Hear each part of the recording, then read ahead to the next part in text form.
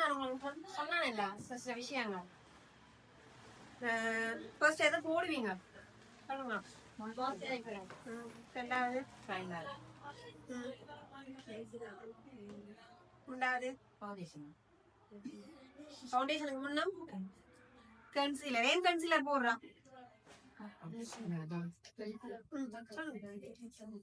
Darkness, எங்கட முகத்துல இருக்கிற டார்க்னஸ் வந்து மறைக்கிறதுக்கான என்ன செய்யறோம், நாங்க கன்சீலர் போடுறோம். அப்படியே நாங்க மாய்ஸ்சரைசர் போடுறோம்.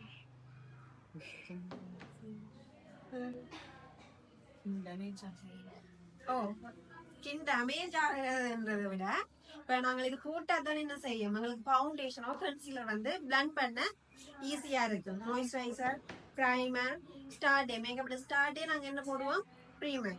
ஏன் போடுறோம், நாங்கள் ஃபவுண்டேஷன் வந்து அங்க செட் பண்ணிக்க ஈஸியா இருக்கு. மற்றது வந்து நாங்க ஃபவுண்டேஷன் போட்டாலும் அதை வந்து லாங் லாஸ்ட் பண்ணி வச்சுக்கிறதுக்கு எங்களுக்கு என்ன உதவும், இந்த பிரைமர் உதவும். இப்ப இதுகள் எல்லாம் போடாம நாங்க இங்க ஃபவுண்டேஷன் போடுவோம்னா என்ன நடக்கும்னா அது லாங் லாஸ்ட் பண்ணி நிக்காது. சரியா?